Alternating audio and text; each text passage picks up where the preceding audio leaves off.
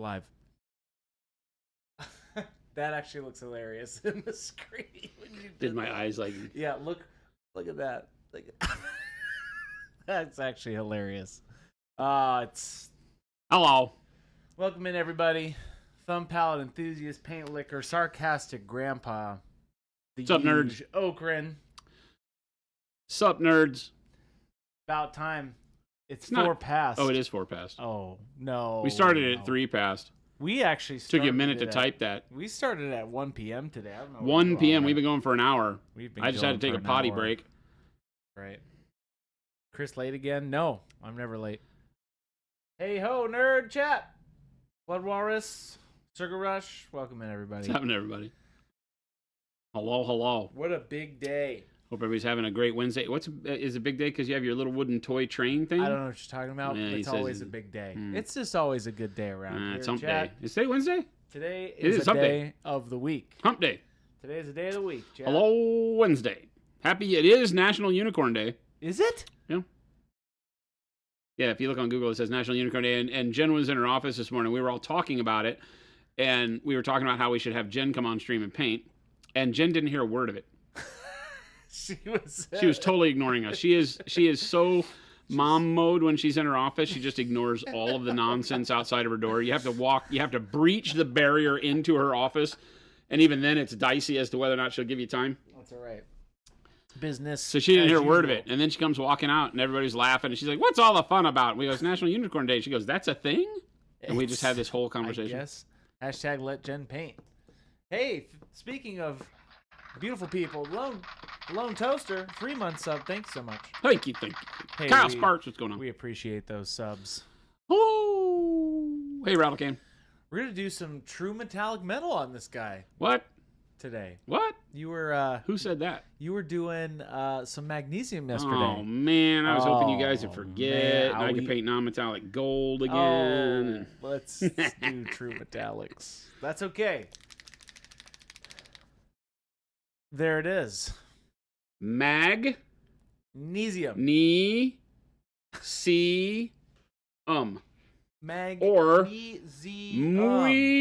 Muisingam. There it is. Muisingam. Muisingam. I'm so good at this. If you play this stream backwards later, that will be perfect. That's actually something I would like to try. Perfect. I do a whole stream talking backwards. Yeah, that would be fun. Chat. Fun for everybody, really. Here's what I'll do. I'm going to take today's VOD and upload it as its own video, but it'll say, this VOD today backwards. And I'll give so many points out to someone who full watches it.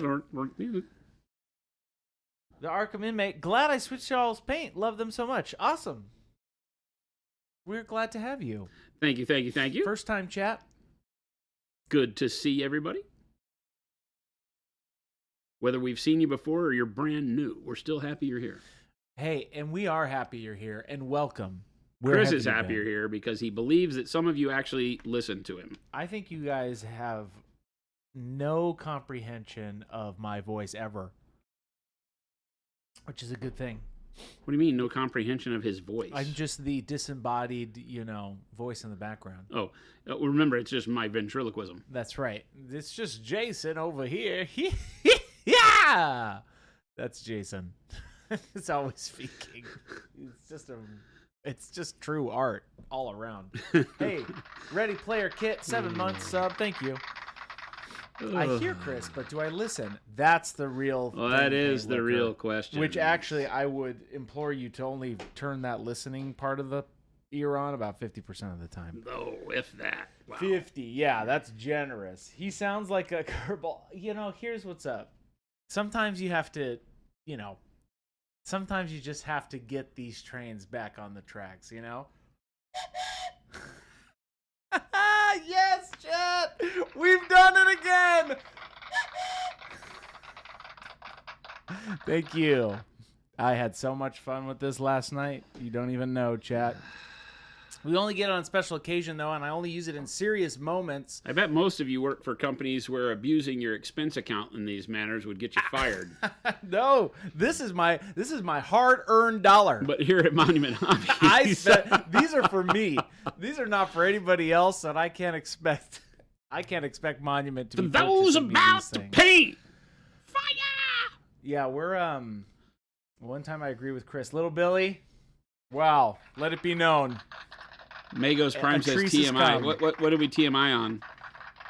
Who TMI'd? Who TMI? Did I TMI? I don't think I TMI'd. Did I TMI? Maybe it was from my little whistle. But like I said, I'm shaking it at Jason right now. You'll only get it once in a while. You only get it once in a while because it's a serious tool. Chat, we talk about tools around here, and you know what? This tool is a serious tool. Alex says, is that the best toot you got, Chris? No, this thing actually can get really loud, and I'm not doing it. It is like totally effort based on how you do it. So it depends on how big of a blowhard you are. That's right, and I am not going to be blowing out these mics. Anytime Chris shares his TMI, don't want to know. That's right. Don't want to know, puppet. I won't, Paint Liquor, I won't do it. You'll see it. Oh, he had fun with the whistle last night, says Mago. So that was TMI. Hey, yo. That was TMI. Hey, take it easy, everybody. Hey, welcome in. Everybody knows when you got your first whistle, you wanted to see if you could fart into it and make it blow. I just said that out loud. Yep. This is a kid's show. I feel like that's the kind of thing you hear on Sesame Street nowadays, though. I don't know. Yeah, that's kind of. I think it's the same thing. I think you just quoted Sesame Street. I was wondering if anybody was going to catch that. That was my famous Elmo quote from Sesame Street. Doghouse. I have a noise gate on this because I know how excited we can get sometimes. We will never go over a threshold and blow your speakers out. I don't know if you know this. Uh-oh. There is a little-known hole in the Monument Hobbies metallic line for a number of years. Oh, yes. That little-known hole would be something that skirted the lane, rode the line right in between silver and dark silver. And so we created a little thing called steel. Just a little thing called steel. That's a great color. Yeah, it's a great color. So we're going to use some because that's what we do here is we use paint. What? I think that's it. That's what they tell me. That's the whole shtick. Chat. Everybody on the other side of the building says, "Isn't it time for you to go and paint, Monkey Boy?" The Punisher says, "Are you saying you're going to fill my hole with steel?" What? Oh, I don't know about that. What you do with your paints in your own time? Is it a cooler tone? Oh, it's a cooler tone. No. It's a warmer tone. No, it's a cooler tone. It's a cooler, warm tone. There it is. Our regular silvers are bluish in nature. This one is more of a neutral, leaning to maybe a little bit of a tarnished steel feel. Yeah. So it'll look great over this magnesium. Let's just put it that way. Watch. Steel. Oh, it's so good. Look at that. So good. Make a cool tone called Blue Steel, please. Can't do that? Patent pending. Ooh. Nice. Ooh. Very nice. Very nice. Good morning, everybody. Hello. Welcome to the show. Look at that. We are in unison, chat. That's very scary. This is our lone captain navigating us through the seas of chat. I'm going to kill him.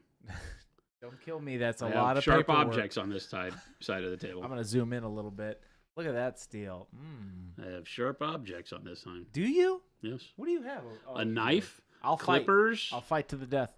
You'll fight to the death. I have a bunch of jeweler's files. I got a train whistle. I got a pencil, and I got a will to live. It's gonna be bloody. It's gonna be bloody. It's gonna be a story for the ages, Christopher. I see. Can Jason do the voice to advertise a Michael Bay movie, please? One boy, one robot, What they do in the shadows is only their own tale to tell. That's not good. Optimus, no. They don't want Transformers! That's horrible. Wow. Hey, sometimes you have to get this train back on the tracks. We're back. Serious mode activate. This is steel. We're doing true metallic metal today, chat.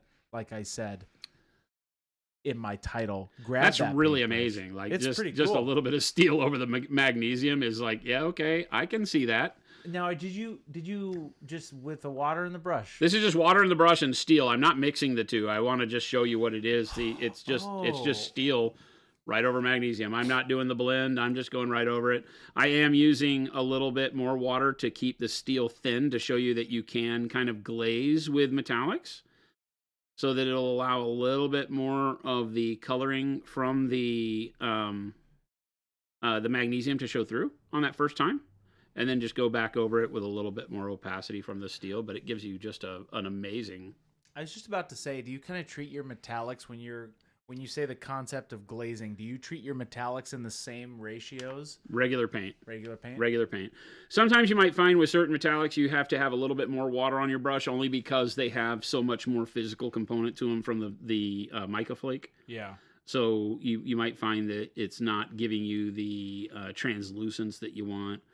So you might thin it a little bit more, but I just treat them like regular paint. That's what they are. I feel like Chris is trading the boat metaphor for the train-related metaphors. No, I am not. Oh, no. We couldn't be lucky enough to lose the boat one. He's just doing both now. No, the train one is for serious mode activation. The sea one is more for just talking to your soul, chat. You know? Yeah, your soul is lost, chat. If that's what it takes to speak to it, you might as well just break out the Ouija board. Sometimes, hope for the best. Sometimes Jason will pilot us through horrible waters. Oh my! This is looking great. Not much. I'm getting a fun Elden Ring, like Souls vibe here. There you go. Like very simple but very effective. Oh, is he wearing a banner on his chest, or is that all metal? No, it's all metal. Oh. Would transparent blue over silver make for a good blued steel look? Says Derpstick. It could very well. The transparent blue is pretty bright, so you might even think about something like dark gray blue. Works really well over that. But yeah, all of that is very good thinking. Thinning the transparent blue and then layering it back up to get exactly that tone you want is going to be the key.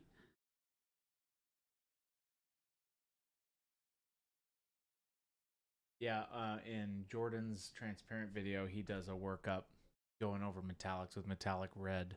I'm sorry, not metallic red. Transparent red over metallic gold. To get a metallic red. Yeah. Mm-hmm. Yeah.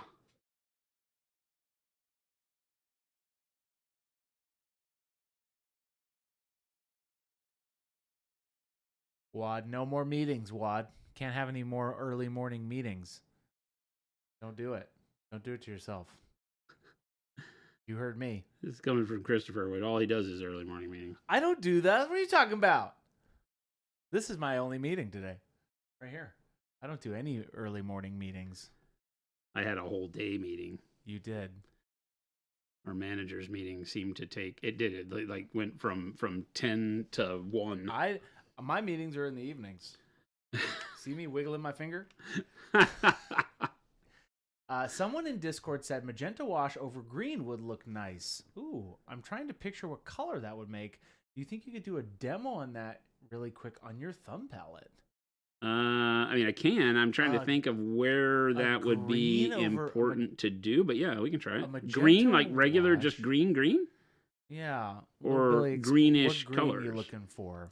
I always like to understand what people are going for before I demo. Yeah. Only so that I can make sure I'm really hitting on all cylinders for you and getting the look that you think, because I could mess that up real quick if I don't understand what you're in game was. What's the in game? Why would you use magenta wash over a green? Thanos now I could was see. Correct. I think magenta wash over this undead horse would be kind of cool, but then you're changing the whole vibe. It depends on how you use it. Remember, a wash can be used to spot wash. You could just use it in the midtones or the shadows, right? So we could definitely do that. We're going to go back in with some coloring on the horse, as a matter of fact, as we will on this metallic, to shade and do some color shifting, hue shifting in the shadows and such. So, you can do things that... you can do anything you want. Anything you want, chat. You can be whatever you want. You can be who you want to be. Is burnt umber a reddish brown? How different in tone to the other umber browns? Tremendously. Yes, because the other brands are more neutral browns. So the regular umbers... I have more paint again on the table. Yeah. We have this amazing rack system. I want to help you. I need a picture of you how you do it, because you do it by true hue. Is that what it's called? Like, yeah. I need to learn how to do that for you, Jason. All right. So, dark, light, burnt. Very different. It's very terracotta. Very different. Yeah, we almost called it terracotta. Yeah. But it's burnt umber.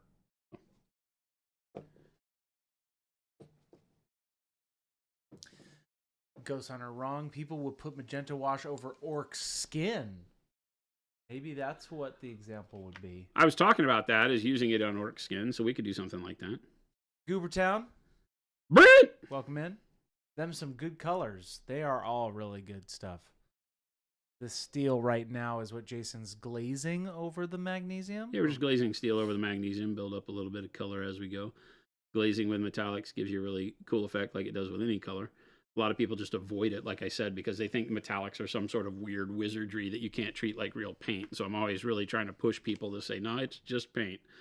It just has more reflective bits in it. Yeah. And you can treat it like everything. You can airbrush it. You can glaze with it. You can blend it in with non-metallic colors. You can do all sorts of really cool stuff. So, and really that, when you learn that and put it to practice, is where metallics really start having benefit. If all you do with your metallics is put them on expecting for the shine to be key, then you're really limiting yourself from what it can really do. It's when you start becoming a little bit more open with it, a little bit more free with things like glazing and... Yeah. And when, for all of you who don't know, the amp colors did go live yesterday to the public. So if you haven't gotten yours, check that out on our site, which I'll give a link. I'm a good man. Well, I'm a good man, Charlie Brown. You'll at least give a link. Oh, I'm giving a link. Oh, you'll give the link. Oh, I'll give the link. You will give that link. Here we go. Hold. And boom. There's that link. Great link. Chris, you link very well. I'm a good linker. Yeah, I think so. I link well. Did you put that on your Tinder profile? No. No. I didn't. Damn it. I did it the organic way. The organic way. The organic way. Is this April Fool's Jason or the real Jason? Both. It is. It's actually both. It's the real Jason. The real Jason is the one in front of the camera, and the April Fool's Jason is the one behind the camera. Let's really... Who's talking now. I know Jason's really trying to clear up some things. See? But let's really get something straight. Chris is behind the camera, never in front of it.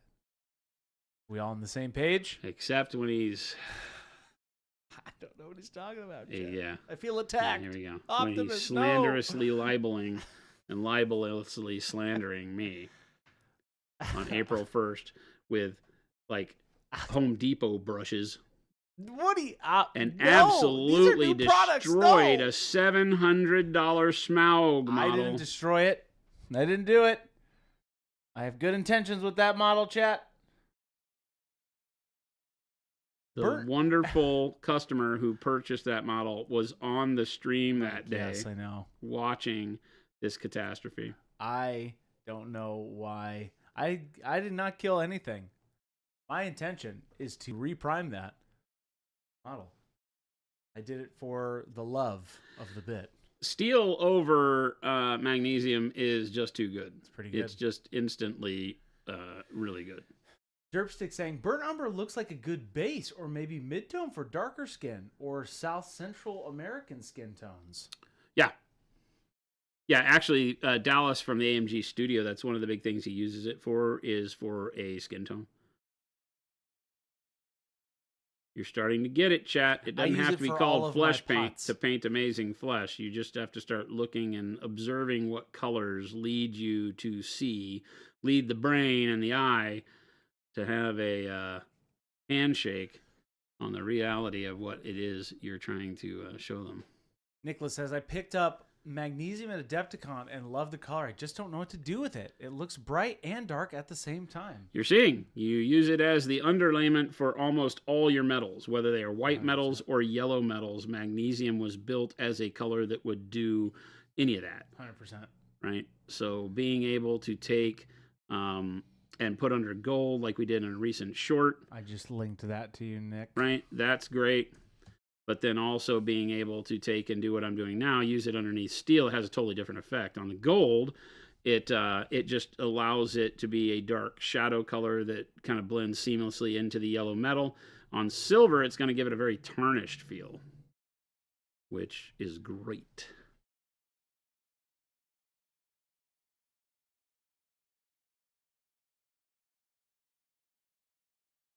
Which is great. Yeah, magnesium is a great color. It really is.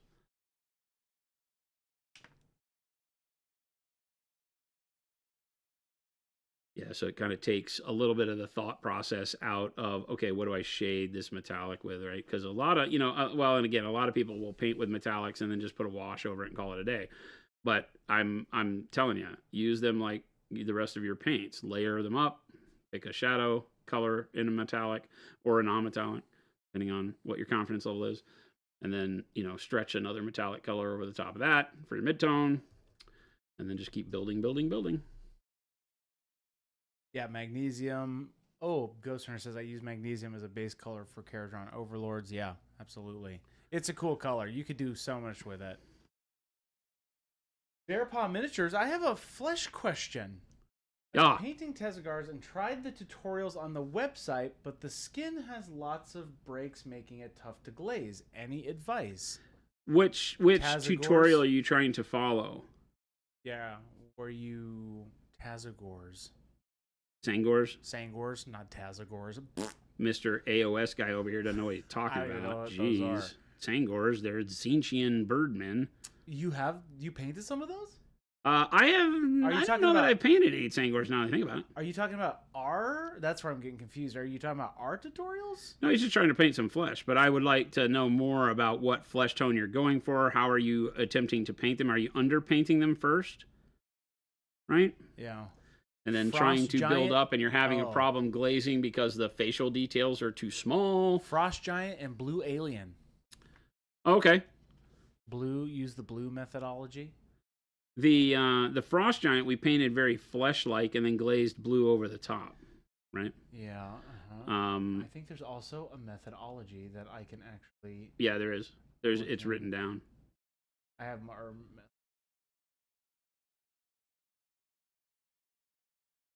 the Blue Alien skin. This is a perfect one. Check this out, chat. Bada bing, bada boom. The methodology for a blue skin workup. Glazing in tight areas is difficult. You have to be able to maintain very, very thin paint in a controlled way on a very small, tip of the brush to where it doesn't flood the area that you're painting, right? That's the big key. So when glazing small details, if your paint is too wet and there's too much on the brush, it tends to flow down into the cracks and crevices. If you're glazing a face, now you all of a sudden have got the glaze color down in the eye sockets where you don't want it, things like that. So you got to be careful. That's what we talk about when we say you need to be able to control both the consistency and volume of paint on the brush at every stage, no more so than when you're glazing. I'm glazing right now, And when I'm glazing with the steel, it's all about small brush strokes and treating it more like normal painting, where it's just a little bit, takes a little bit longer to see the full impact of the color that I'm using, because it's less opaque with every brush stroke. So I'm going over the same area multiple times, things like that. But it gives a neat, sometimes if I hold it right, it still looks magnesium, like right there on the little shield looks magnesium, but then when I bring it into the light, the steel starts to show, because the glaze is allowing so much of the underneath coloring to shine through. So I don't have a really good, let me think about this. What do we got? What are you looking for? Well, I'm thinking about how I could show glazing the blue, or just anything, over a surface that, you know, would make sense. I kind of need a colored surface to glaze it over for it to really make sense first, right?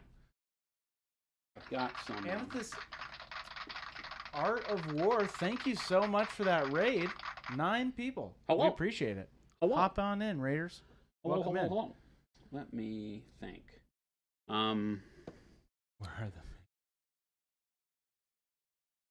I could do some glazing like on the denim pants here, maybe. Glazing on the denim What would pants. help you to see? I've got 2 things that I've been asked to do. One of them is to talk about magenta wash over green. So I need to show some of that. And then this question, which is, you know, glazing in small areas with lots of detail. Yeah. And I don't, you know, because I don't have a Sangor model, I don't really have a situation that I can do. Let's see. I have a model that would help you. See if Chris can come through for us. I have a bunch of just randomly painted. What are we looking for? Green? I don't know, some flesh tone thing. I don't know. Flesh tone. Or a green, yeah, whatever. Here's like a fleshy witch. Yeah. That's just her face. I think you were doing that workup, or if you were Jordan. That was a really quick one. Right. Um.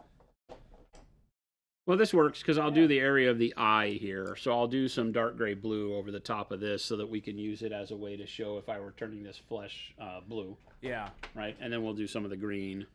And I can use her for the green as well afterwards. This will be great. So I'm just going to use dark gray blue. I think that's what I used on the giant skin tone, was dark gray blue. Giant? Yeah. I have a frost giant skin that I did. There's also a methodology for that.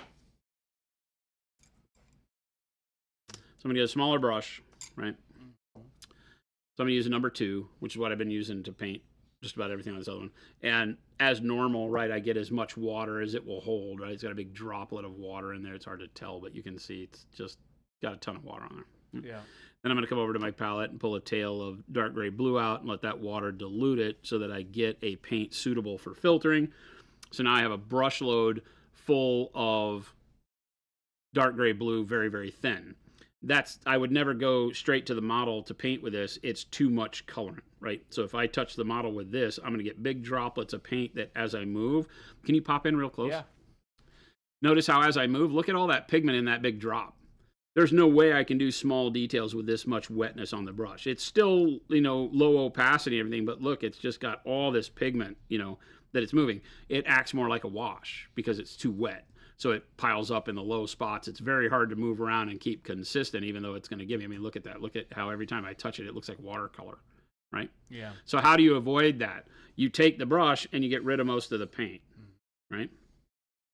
Now I have much less moisture on the brush, but now when I come in and I glaze, right, I'm going to get a very consistent amount of color with no blotchy splotches or big droplets of paint. And now I can start filtering the area in a real, with real intent, right? I can start making all of these portions blue.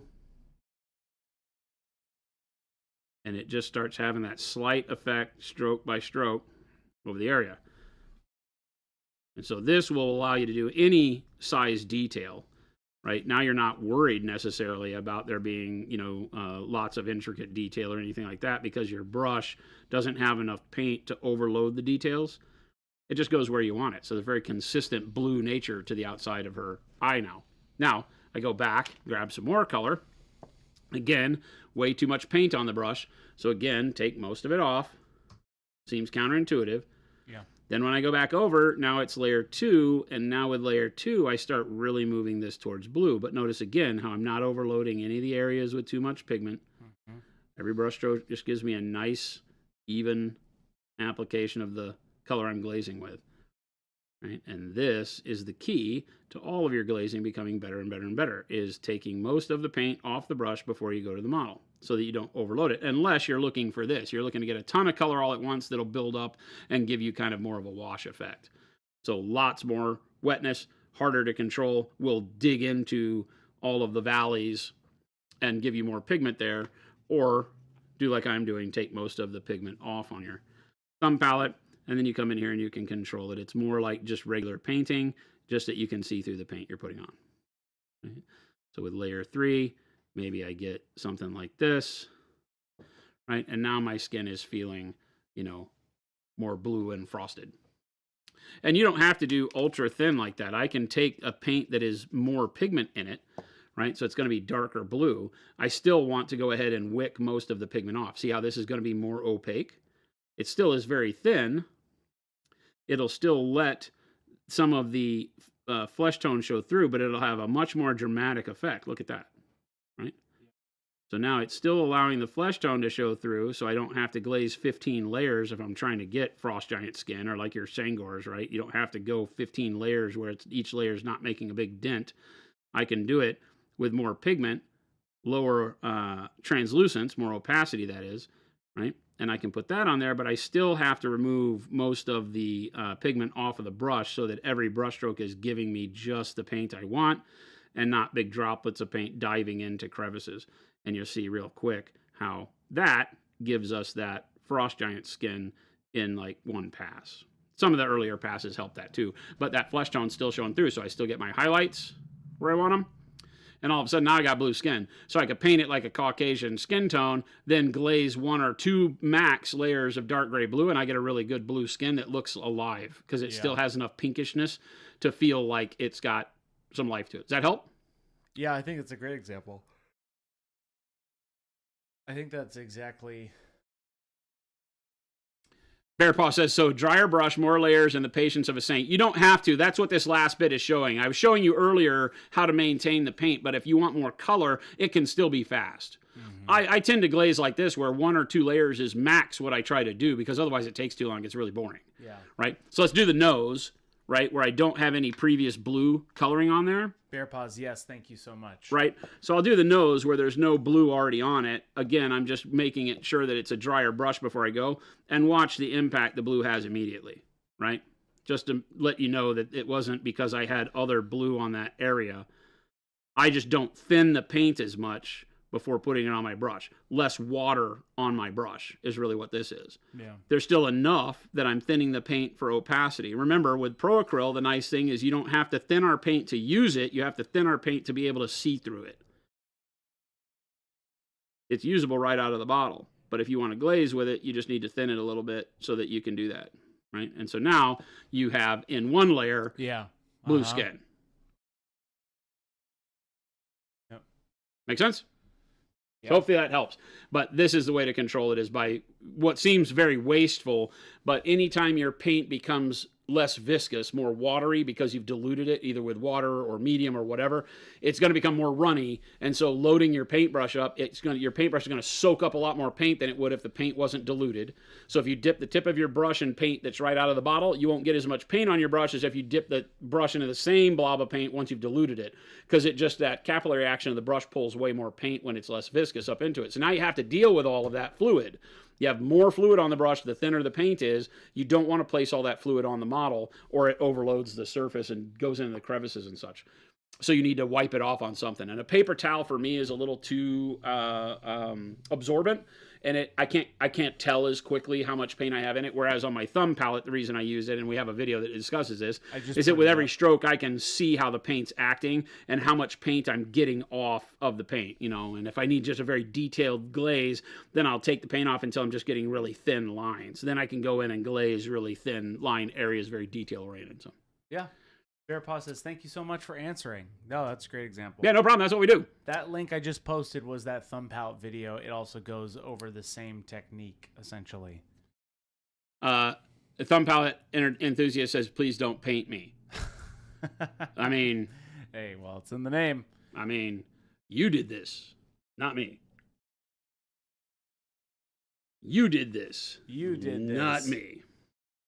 All right, and then green skin with magenta over the top, right? Yeah, like I think that would be a green. I'm trying to think of the. Let's do case. Let's just do a really quick. I might have another one with green skin on it. Well, I can paint green skin real quick. Okay, I have this one, but no, it's no. Nah. No, you're good. I'm like, we gotta have I've been organizing all of the loose models in the office in the dungeon lately, so now I have a better idea if we ever need to go pull one. Zambies, I like to tell people to test glazes over their tattoos. Gives a good idea of the filtered color. Yes, which also increases your favorite tattoo artist's income, because now in order to be a good miniature painter, you must have tattoos. I loved Cannibal's palette thumb tattoo that she got. She showed us at Nova last year. Yep. Thought that was awesome.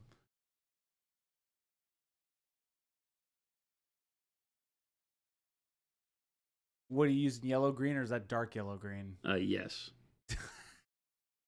This is dark yellow green. Perfect. This is dark yellow green. Right over the top of that blue skin. So everybody's going to go, that looks great. I'm going to do that at home now.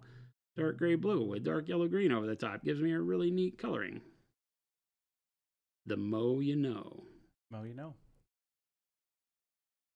Okay. So just really quick with some dark yellow green. Dark yellow green over flesh tones is fantastic too. I hope you're seeing that you know you can paint with standard Caucasian skin tones and then layer colors over them to get really good alien skin, because that pinkishness from the Caucasian skin tones and the yellowishness from the highlight will be that underpainting that you want that brings the skin to life when doing alien blues, greens, reds, all of the above. You can't do it too dark, otherwise it just becomes a shade. So you have to paint more of just a kind of a mid-scale tan flesh is really what you're looking for. My GF looks wicked now. That's funny. What's that? Ghost Hunter says, my GF looks wicked now. Yeah, the crone. He's going for the old Banjo-Kazooie Grunty, I think is her name. I don't know what you're talking about. It's an old N64 video game. Banjo-Kazooie? Banjo-Kazooie. I've never been a Nintendo guy, man. It's funny. I grew up with the N64. Earthworm Jim 3D. One of my favorite games out there. We've been learning a lot about that in the past few weeks. Get ready for it, chat. All right. 2028, it's coming. Then, of course, if you're going to do dark yellow green, you must do bright yellow green. What? I'm just saying. I'm just saying. What? There are some unwritten rules. Unwritten rules. When painting. That we must abide by. Gruntilda, yes. You have to follow the rules, chat. Again, do this fairly thin, but just so we can get some quick highlight. I just want to get this skin to a usable level where doing a glaze of color over the top makes sense. I generally, when I'm doing a wash or a glaze over skin tones, I want to do at least a precursory highlight and shadow base, okay? Otherwise, the wash doesn't have anything to alter contrast with, unless you're just doing a pure shade. Like you could do a base tone and then come back over that base tone with a wash that shades it, and you'd be fine, right? But if you're trying to do something that takes it further, add some interest and color like a magenta wash would do, you're not using it just as a shade. You're trying to bring life to flesh or whatever, orc skin in this case, or crazy witch skin. Can you pop in closer? Can you zoom out on this? Yeah. You talking about zooming out, Ted? Yeah. Yeah, make that not framed in so tight. Go. Perfect. There you go. That's at 500%. Nice.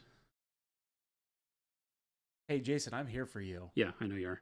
I'm here for you. Yeah, I know. I write the checks. I get it. I get it. Yes, it's all for my benefit, Chris. It is all Unicorn Day, or National Unicorn Day. Awkward says, popping in to lurk, say, hope that Jen is having excellent Jen's Day.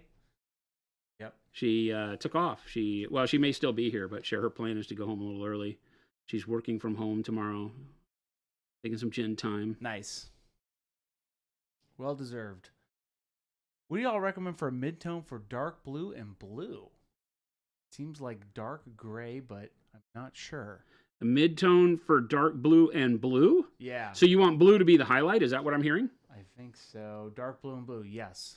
If you want the blue to be the highlight, then mix the two, right? In my class, the big key is to show you that two colors become way more than two colors. So if I talk dark blue, and you're saying like, okay, I want the left to be the shadow, the right to be the highlight, the mix of the two gives you your midtone and is spot on. Now, there are other colors that would work there. Dark gray blue would work there in between the two. But the real way to do that, to create the true new, mix between is just 50-50 mix them. Super easy. But like I said, if you don't want to mix, then dark gray blue works. The new slate blue would work very well in between the two of those, right? So that's going to be a very dark model, right? Because blue, while being a brighter color as a highlight, is not super bright.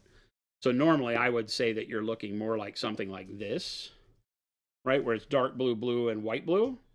And then you're mixing in between here and mixing in between here. So you're turning 3 colors into 5. That gives you a nice spread between them all. Nice.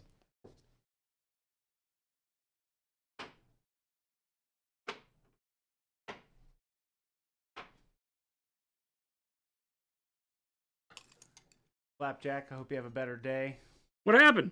He just said, Chad, I'm having a rough day. Can you hit that train whistle for me? You know what? We're back on track with this example. There you go. It's all for you, Flapjack. Flapsack. Sorry to hear that, man. Head up. Chin up. You got this. Whatever this is.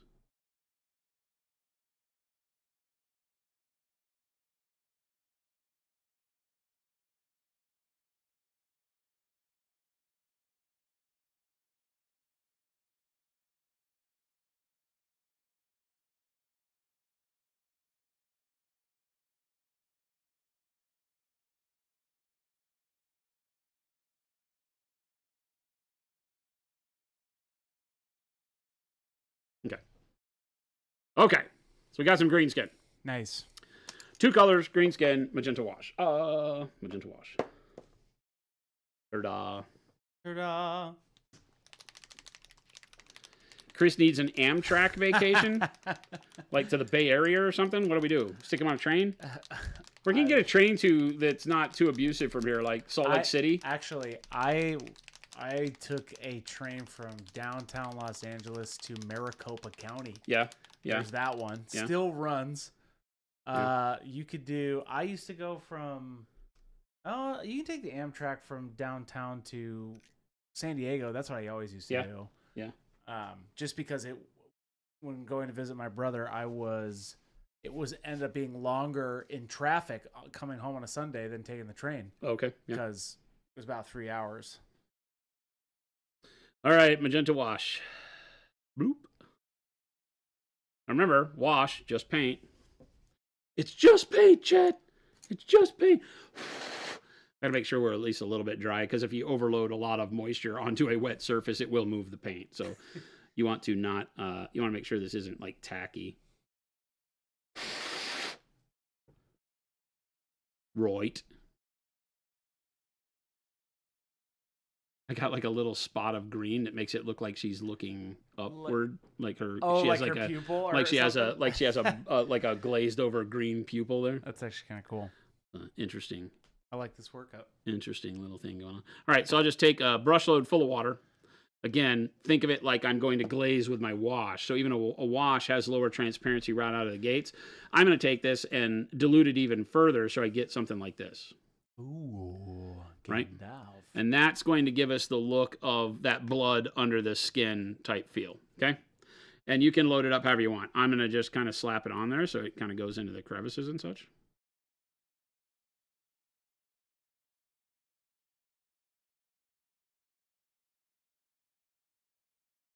Yeah.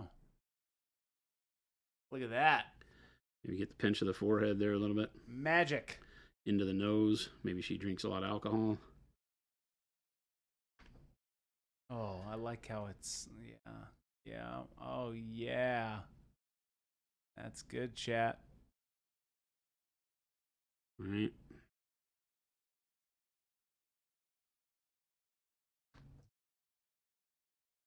The power of magenta wash. It's really, really good. Okay. Go ahead and put it over that too. So, okay. Nice. Definitely a good example of, you know, I could like near her eye, right? Mm-hmm. That looks great. Yeah, like the pinch in here. And that might be a little much, so you can come back with a dry brush and kind of blot it. Yeah. Right. Still, but it's like that focus is actually really cool. Yeah. Right. And if I wanted more to stay at the end of the nose, since it doesn't actually have any spot to grab the paint, right, smooth surface, you can not dilute the wash as much, and you can use it like a glaze and really just put more of a filter right on the tip of the nose, where you would have a little, especially if you had a schnoz like her, you'd have a little bit more buildup of redness. Right? So the thinner you make it, the more it skates along the surface. The more you dry your brush, the less water you have, the more you can paint it directly into an area and have it stick. Yeah. And so just remember, a wash acts like a normal paint to some extent. It's going to, again, start much lower opacity right out of the gates. So you'll have to play a little bit with it like that.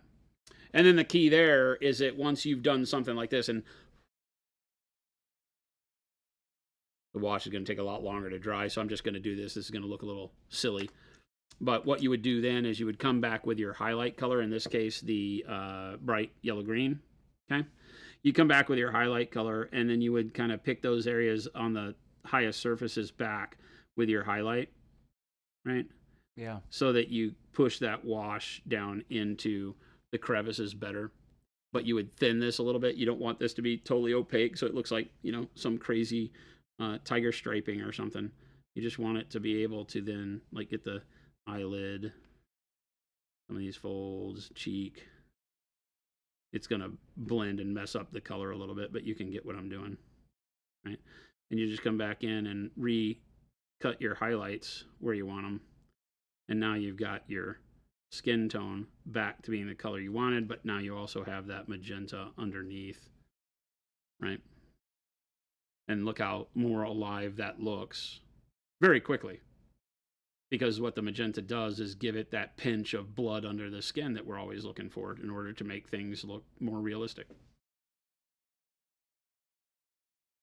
I like so that. The magenta wash for flesh is just a no-brainer, but it also will bump up the intensity of reds, yellows, you name it. You can pop it over flames, and it'll make them more intense, all sorts of crazy stuff. I dig it. I dig it. Chris likes it, chat. I dig it. He likes it, chat. He said he likes it. I'm a real boy.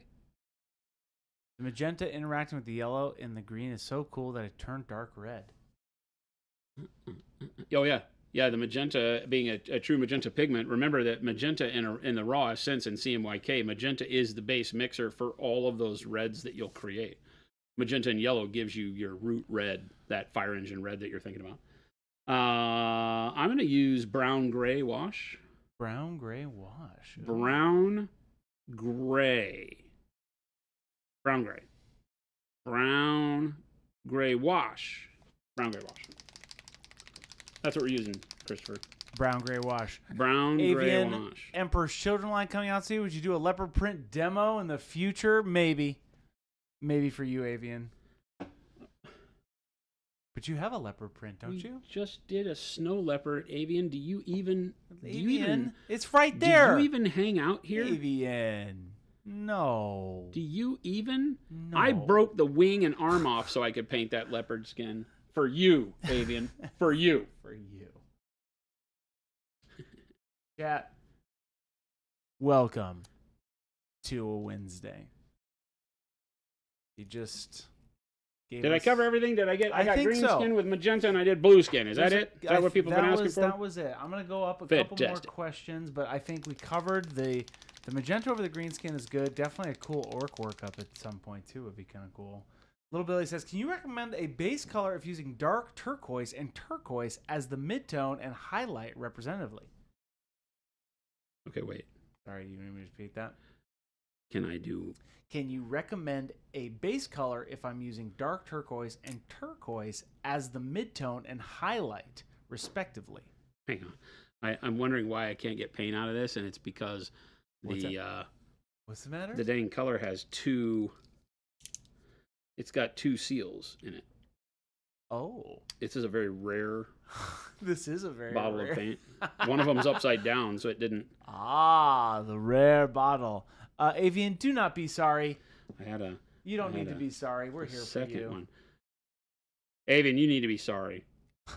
Twisted Farmer just wanted to say that Jen's Drunken Brush Goop is such a great product. I accidentally got my favorite brush into some super glue that I thought was set fully, and the brush goop was able to get it out. That's awesome. That's dope.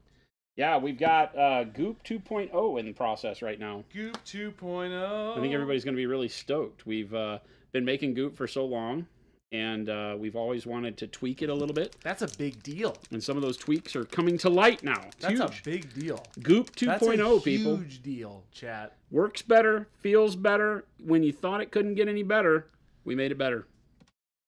I'm excited to have it out in the world. It's not quite there yet. It's not quite there yet, chat, but we're getting there. It's a big deal. We're getting there, chat. All right, so just like we did the magenta wash, except now with brown gray, same thing. I'm just going to use a smaller brush, and I'm going to take some of the material off. And I'm just going to use this as a way to filter some darkness into our metal, right? So I'll take this, and, I put some shadow over here on the armor as it goes around the thigh.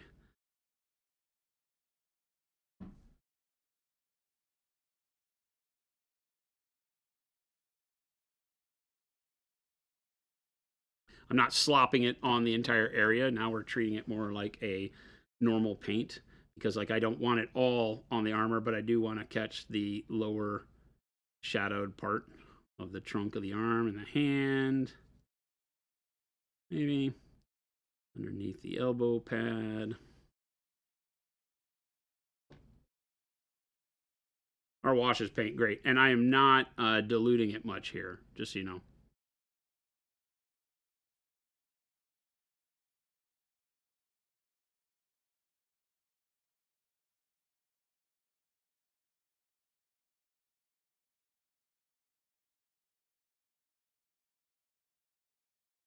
It'll do the blending on its own. I don't have to work very hard at this. Well, here's the question. Mm-hmm. Couple things. Derpstick, what's a good highlight for PA green? Did I answer the dark jade thing? You asked something.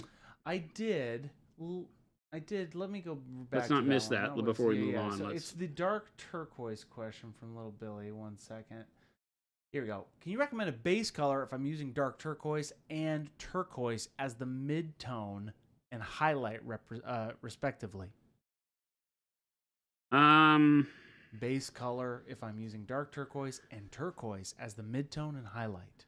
Do you want to have, Little Billy, do you want to have the base lean into the blue or the green of the turquoise? Or are you looking for something totally different? What's your preference on that, if you have one?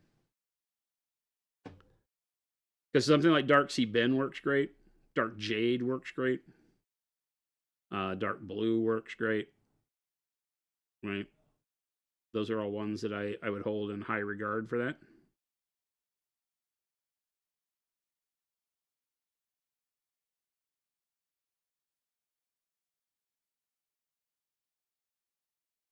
Because dark turquoise is still a fairly bright color, so it gives you a lot of room to play.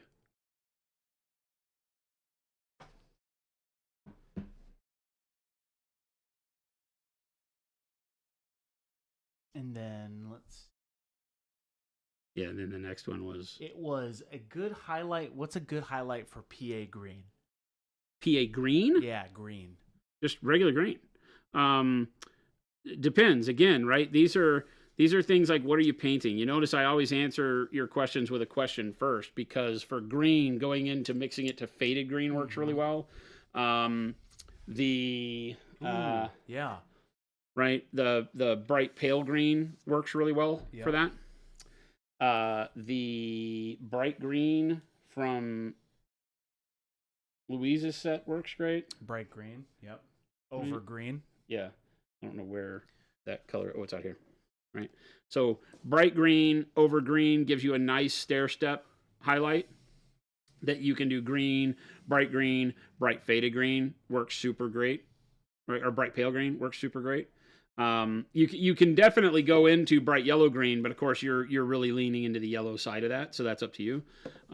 You can even use just plain yellow green as a highlight if you're doing something that wants to be a little bit more jungly or military. I feel like yellow greens always play a little bit better militarily. If you're doing just vibrant greens, then I think green, bright pale green that's your trio, and you can kind of mix and match how you like to get there. Yeah, that's a nice little combo. Yeah, they're fantastic.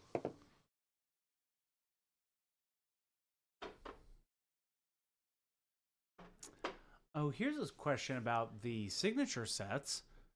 Can you explain what the thought process was behind making some of the colors a satin finish? Artist request. The artist in the signature series wanted them that way. That's the only reason we do it. 100%. Because of the way they paint and the expectation they have for their paints. And that was the whole goal of the signature series, was to create paints that they weren't just colors and ways to get people to say, oh yeah, Monument Hobbies is great. No, it was colors they use. Yeah. These are the colors that they go to every time they paint something. And so in order for that to work, it had to work the way they wanted the paint to work. And for things like Matt and Ben were the ones that really did the satins first. John had the dark magenta, and the dark magenta by its very nature is going to be just a hair more glossy because of the pigment that's in it. It's a single pigment magenta. So, there are times where the pigment has the driving effect, and times where we add a little less matting agent to the paint. Most all pigments by their very nature are semi-gloss. It's very rare to have them be matte. There are a couple, but by and large, pigments are semi-gloss. So if you go buy like artist acrylics, from the art store, you're going to get shiny finish, which is why they become a little harder to deal with when painting miniatures. But certain things, you want a little bit of gloss to them, right? Wet look stuff. We've talked about it. Eyes,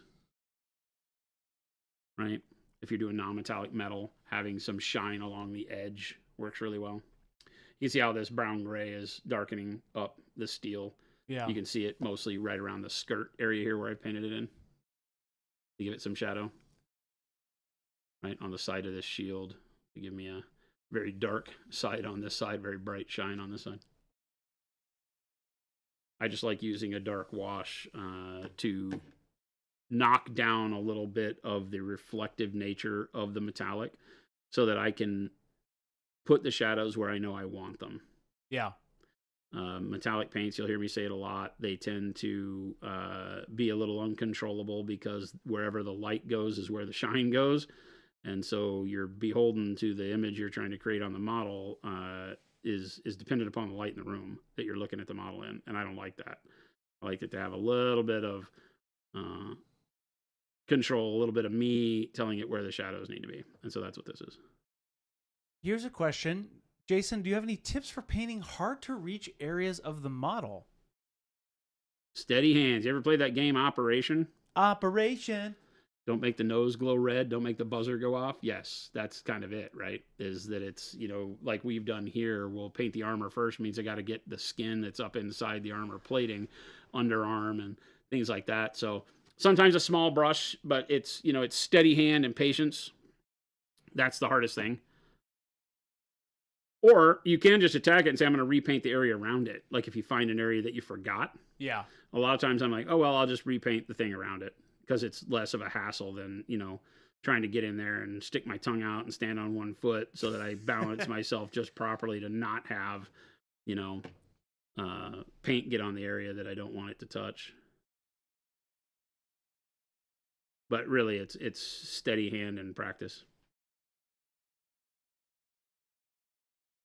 A lot of the steady hand part is done for me by like, you'll see me craking back out a little bit. Right, I cradle the model in my hand. I don't grip the model. The model lays flat in my hand, and then I use the base that I'm holding, or the model's base, or my thumb if I don't have anything really good and stable. I'm at a standing desk the whole time, and so my arm is flat on the table. So everything from my elbow to my tip of my finger is very stable on this arm. It's not going to go anywhere, right, unless I move it because it's on the table. So then this hand can come in, and I can take my pinky and maybe my ring finger and prop them on my thumb or on the base that I'm holding, and that helps to steady everything. And it's like a rifle rest, you know? Yeah. And then I'm able to do this and get in here and be like, okay, just take my time, be patient. I can get that line right under the armor and not get any paint up on there, and I can paint the skin, right? And so it's bracing your hands in a way that allows the brush to not just be, because a lot of people just paint with the brush in your hand. Well, your arm from your hand to your shoulder is not always braced well at all. Let your fingers brace it against another surface so that now these 2 or 3 fingers, depending on how you paint, most people just use 2 or 3 fingers as your leverage point, and the other ones just stabilize everything. And now you just have these 2 fingers that are movable, and the rest of your arms and fingers, hand are immobile. And so now you have a good base to get in there and get into tight things. And you just grab the angle and then brace your finger and then just kind of point the brush in there and doot, doot, doot. Right. Yeah. You also, I just put a link up here. Jason did a video, or it was a blurb on painting straight lines. Same kind of thing, yeah. And he basically goes through that kind of stabled position. It would answer some of your questions. I've watched that video several times. Ergonomics of painting is huge. Yep. Right. And it's not always that you can find the right desk setup and all that. You really just have to focus on, okay, well, I'm going to brace my hand. And you've adapted to the standing desk, so you know the. Yeah, and I would tell anybody that asks, you'd scream it from the mountains that a standing desk is literally the best thing you can do for your painting. 100%. Because it's the easiest way to brace your upper body is to be leaning in on my elbows the whole time so that my arms don't have the ability to flap around like a chicken. Yeah. Right? Because, you know, you will, as you're sitting at your desk and you're hunched over and your shoulders tend to roll forward. And as your shoulders roll forward, there's a lot of tension put through your neck and and your upper back that can cause your hands to actually shake, right? Because the musculature in your arm is not having to support itself as opposed to the rest of your body doing it. For me, the rest of my body's doing it because I'm leaning in on here. And so my hand at the wrist forward is the only part I'm painting with. I don't ever use my shoulder or elbow or any of that in it. So no, that's a good. Helps a ton. It definitely, if you're out there and need a desk setup, get standing. I'm painting. Derpstick says, I'm painting the chassis of a chainsword around the casing around a chainsword. I'm painting the casing around the chainsword. I know English.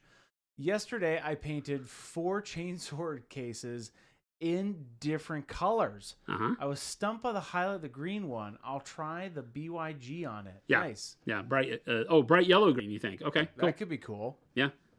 Mixing green and bright yellow green will get you a really good, interesting highlight as well that may not be quite as yellow. It just depends on what you're looking for. Gesundheit. Gesundheit, Christopher. Something just got me there, chat. I had to mute myself. In today's episode of Adventures in Machine Shops, our new CNC supervisor learned there's a difference between a standard M14 thread and a spark plug M14 thread. His lesson only cost the company $5,000. Nice. That doesn't sound good at all, Chuck. You should have the person that made that difference beheaded in a public square. You call it M15, or you call it spark plug thread, which is true. I mean, it's the amount of nonsense in threading is ridiculous.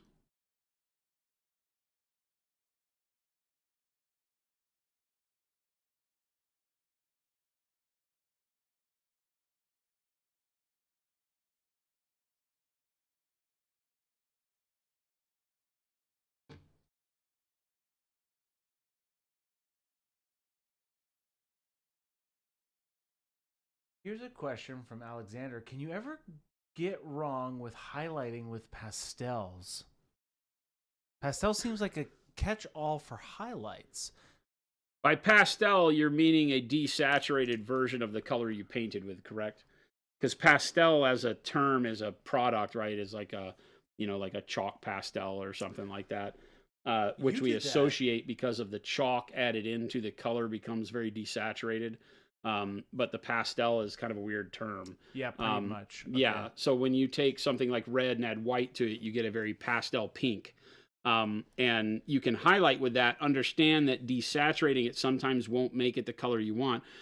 When we highlight reds, especially, I pick on reds because they move to pink very quickly with the addition of a tint like white. And moving to pink is not the way red highlights all the time. There's only certain materials of red that highlight to pink, most of them cloth, right? Metals that are in red don't necessarily move to pink. They move to the color of the light that's the reflection and the red. So like sunlight moves it to more of an orangey red. Plastics, depends on the plastic, right? You can get pinkish highlight on plastic, or orangey highlight.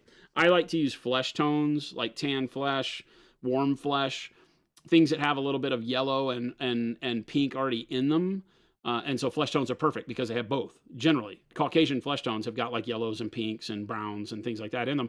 And so if you use those to highlight red, now you push your red brighter, but you don't get to pink, right? And so like on my Blood Angels, pop in close on this. Yeah. Right? On my Blood Angels, we've used that mentality of warm flesh with the red to give us this kind of salmony color. And then pale pink is the edge highlight. It's our white. So it gives us that shock of brightness on there, but none of the rest of my highlight moved away too far from red.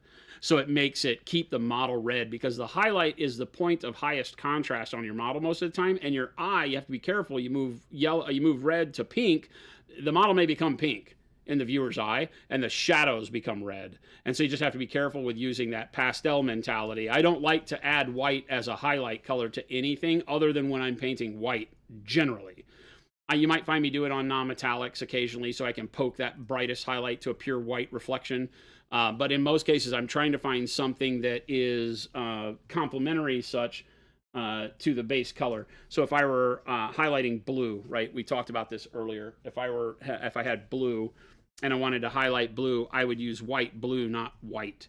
Because the white blue, because it has a little tinge of blue to it, it will brighten the color, but it will keep it blue. If you just use white, it starts to pale out real quick and it becomes very, very pale blue, which can look great, but it has to be what you're looking for, right? So you'll find me using things like that, or even like pale yellow on top of blue is great, right? Because it keeps it a warmer blue, and then it eventually greens it out a little bit. So you're moving more towards a seafoam color as you highlight with a yellowish color. So I'm always looking at what is the brightest fake white, we'll call it, that I can use that keeps the hue on track to where I want it to be, right? Like when we paint this guy, I used pale yellow, right, with the blue-black. Pale yellow with blue-black. Blue-black was the base for all of my metallics here. And so the blue-black and dark blue, blue-black, and then pale yellow into the blue-black. And the pale yellow gives me the reflective, non-metallic feel without pushing it to white. It still feels like it's a blue material, because as you start going to white, you strip the color away. So always trying to find a bright color to mix in for highlights that is not just white. First time chat, swag like a Richie. Hello. Swag like Richie. Can you dumb down for me, a noob, how you got those Wolverine blades with the perfect blue and white gradient on that Space Marine? The Wolverine blade, the lightning claws. Yeah. I'm like, I haven't painted Wolverine in a long time. No, the Wolverine-like claws. Yeah, so the light. Can you pop in closer? I Go back to the zoom. I'll zoom in. There we go. 1 second. Press hold. There we go. Yeah. Beautiful. So this is really just starting with dark blue and then adding in a little bit of blue, mixing it in and painting it, and then white blue, like I just talked about. So it's dark blue, blue, and white blue. And it literally is just doing this, right? So let's bust out some of this coloring and I'll show you. Dark blue, right? Yep. This is the way I paint 99% of what I paint, regardless of if it's tabletop or display quality or whatever I'm doing. This is what I taught in my class at Adepticon. This is the way I implore upon all of you to get used to painting, is to, if you do this and you commit it to memory, you will become a better painter instantaneously and be able to paint anything you ever want to paint, okay, without hardly any hassle at all. And then white blue, right? So white blue is the third color. So I got dark blue, blue, and then I'll put some white blue down. Sorry, I was on the palette cam there. No, and my palette is a complete and utter freaking vomit disaster right now, so it's gonna be hard to keep up with me where I'm at. And then we'll just do it on my hand, right? So again, just get a brush, take your dark blue, paint the first, so we come back over here, right? And so I would assume that this is one length of the claw, I would paint the whole claw dark blue, okay? Yeah. So the whole claw is based in dark blue. I do this because it's really simple. I can paint the whole thing mindlessly. It gets to the end of the claw. Well, maybe I'll make it kind of claw-like as a point, right? Right. So I just paint the whole thing so I don't have to think about it. I just slop base coat paint on it, right? Then you'll come back and you'll mix 50-50 dark blue and blue.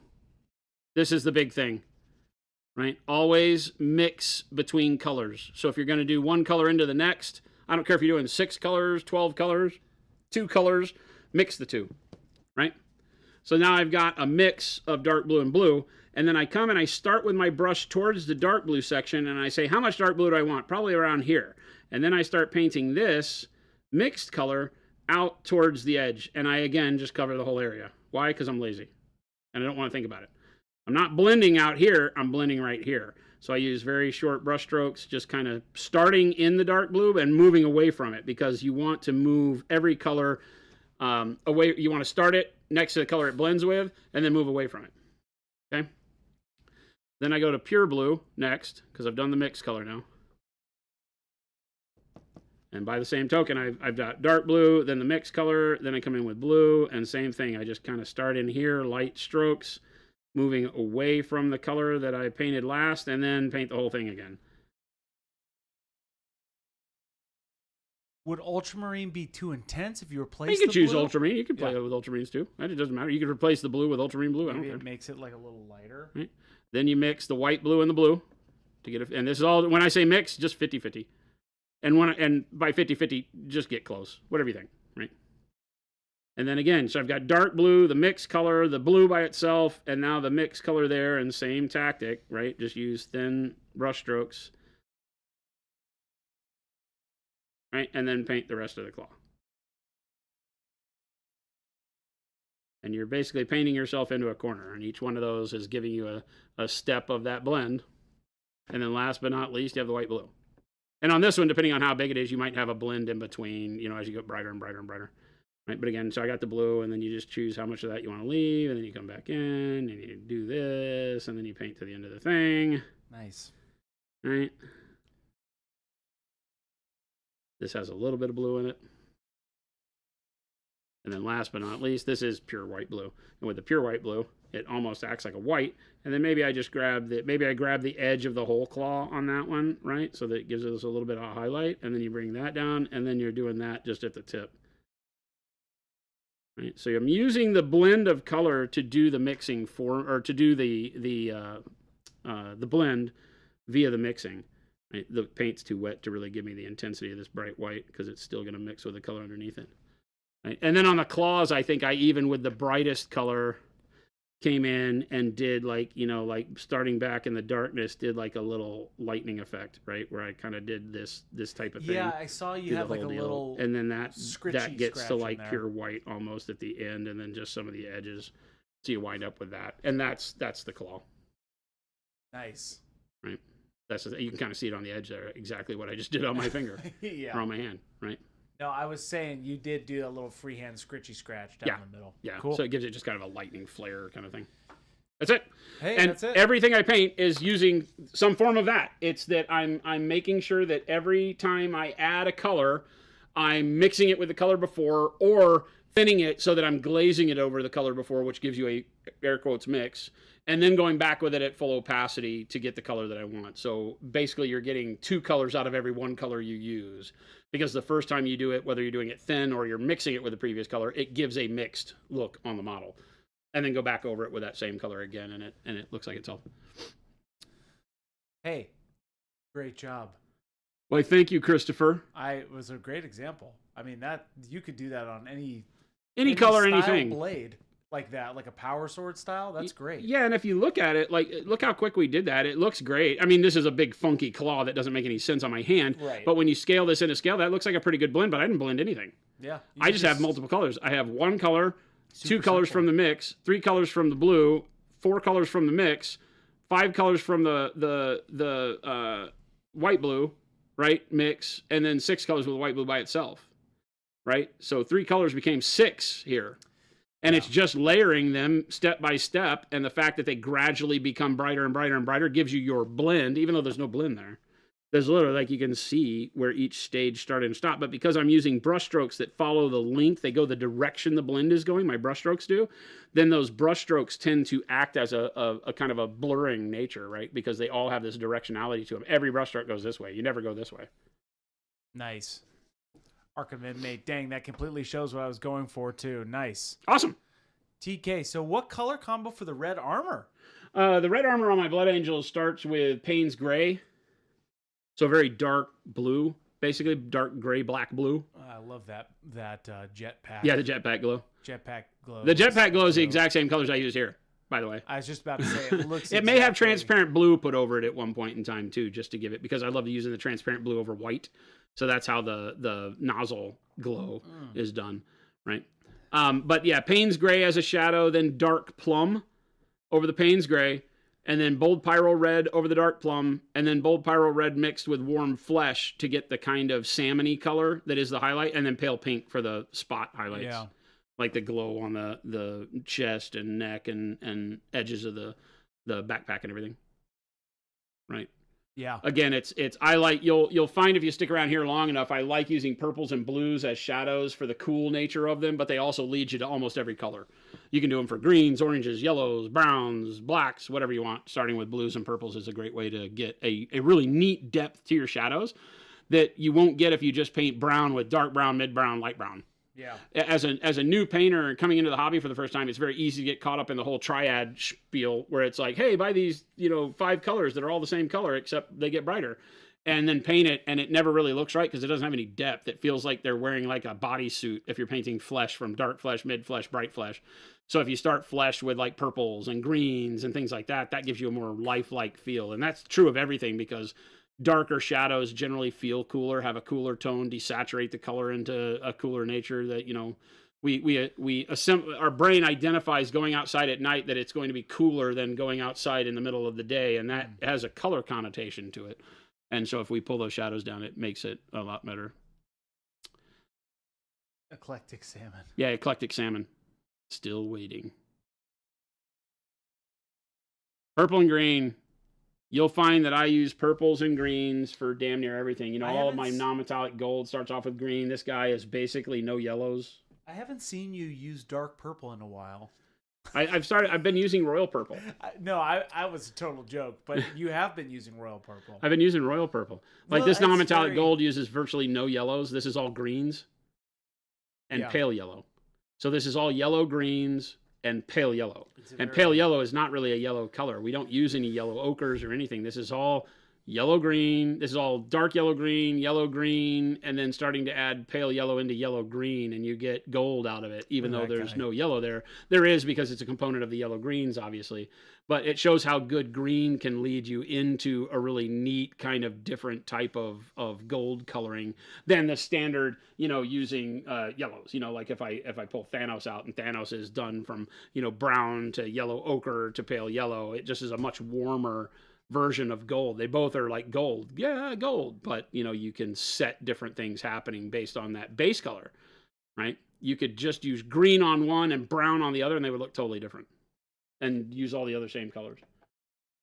Yeah, I just posted that non-metallic gold work up from several VODs, so check that out.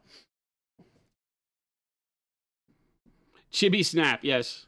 Yeah, bust in. So this was a model that we used to talk about painting in a more cartoony style. There's no blends on this model. Yeah. This is done with no blends. Everything is just spot color and done in that very comic way to show off that you can still get really good contrast and really good material effect, but never do a single blend. Yeah. So it goes back to what we were talking about before. It's all about color. It's about choosing the right colors and putting them next to one another, and it still looks like it is, painted with a blended style, but there's not a single blend in here. Derpsick, what did you use for the leather underneath that gold armor on the Death Knight? Warm brown and flesh tones. Shadow flesh and tan flesh. And then brown transparent. So I do a lot of my browns for leather and wood by starting with either like black brown or warm brown or dark umber or something like that. And then working like either a light umber over the top or flesh tones. Because flesh tones, a lot of the darker flesh tones, like dark flesh, is a very deep reddish brown. And so you use dark flesh, shadow flesh, advanced flesh tone. They all have very brown feel to them, but they move you into a warmer leather color. And then, transparent brown does the same thing because it has kind of an orangish, yellowy tone to it. So it's very cool.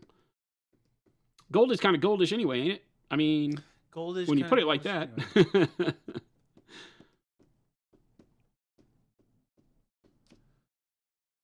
Purple and green. What is this guy? The dang Joker? Wow. Chat. What a beautiful day. All right. We're back. All right. Hey, Jason? Sir, yes, sir. Let's get this train back on the tracks. Let's get this train back on Welcome the track, in, everybody. We all just had a little out of body reset experience right there. If you are just now tuning in, welcome. Where have you been? Jeez, we're doing some true metallic metals today on this little Death Crone Knight. I don't know. He's like a mosquito bro. He's got like a mosquito helm. He is the mosquito bro. He's mosquito bro. And he's got a backwards ankle bird leg thing. Wait. Let me zoom in on that one. What? Show me that. Knee. What? Ankle. Oh. So his foot is that. He's got bird foot. What is this model? I don't know. Very nutsy. Right. Can't believe Chris let us out in the far back track. Totally his fault. I don't know what you're talking about. You're right. See, that's what the whistle. I don't know what you're talking about. You're right. I love how he went from I don't know what you're talking about to yes. Very quickly he did this. that was a very quick turn that he just did. That's what the whistle. I'm gonna paint some flesh now. That's what the whistle's for. Before I do too much more on the metallic armor that we're doing, I'm gonna paint some flesh because he's got a lot of skin that goes into the underneath portions of the armor of said armor. So I've got dark purple or royal purple on him, which I probably should redo because I got a lot of the airbrush filter on the royal purple. So we'll start there again. We'll re-up, refresh, redo. Jason's making me want to paint. Well, that's the goal, man. That's the goal. That's how we get you. That's right. How we get you, chat. We show you cool stuff, and then you're like, dang it, I want to paint now. We'll have to get painting. I just finished up a project. What'd you finish? I finished up those little moonstone guys. Oh, cool, I cool. posted them in the Discord, or one of them. It was just a quick weekend project. Oh, very cool. You know what? I want to get this done. I'm not super in love with the models, but I'm like, you know what? I like painting trees, and this guy's a tree guy. So, when in doubt, paint the models tree. Are fun. They're very I like that whimsy. I like that kind of look. I wish they were bigger. Yeah, that's the thing. They're so tiny. They're very small. I was very, very nervous the whole time I was painting it. Oh, really? Interesting. They're really good quality, but it just felt like there was not a lot of model. Does that make sense? Okay, yeah. They're great. They have. It was just a lot of delicate work that you had to be thinking about the whole time. Because I have little branch people, sure, right? Yeah. So all the little branches sticking out, but they are fun models. Very whimsical. Now I'm trying to rethink how I'm gonna do this workup that you've done on this horse. On I'm just gonna pick 12 zombies and redo them. Oh wow. For Frostgrave. Oh okay. Just I have a bunch of leftover zombies. Right. But I'm gonna redo. I only need 8 of them. Yeah, Frostgrave doesn't need a lot of models. Yeah. Not a lot of bodies. You have like 12 dudes, right? I think total you get 12. Your magician, your apprentice. Yep. And then 10 minions, whatever those look like. We're spoiled because our friend Chance has so much terrain and D&D models he's printed. So he's able to whip something out very quickly. And a frost giant shows up. Oh, I have an exact mini for that. Fully painted on the board. That's great. Coming through his fortress he 3D printed years ago. So I met a guy the other day who was talking about, he was in finance, and he said, there's a guy at my office who's super into Dungeons and Dragons, and he has all this stuff, and he prints out all this stuff, and blah, blah, blah, blah, blah, and da-da-da-da-da-da-da. And I said, is his name Chance? And it wasn't. So I was like, but man, I thought I had a small world moment going on, because I was like, that's got to be Chance. That would have been the smallest world, dude. Yeah.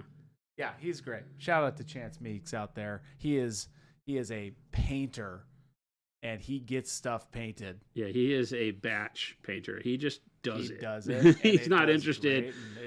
He's like, well, this goblin's gonna die in one hit, so why not? Right?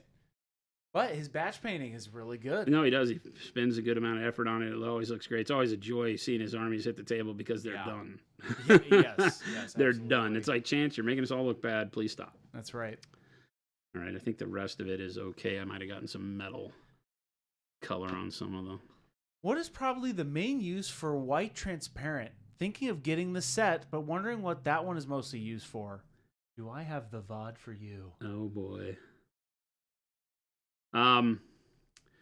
White transparent. The first thing that always comes to mind for me is OSL.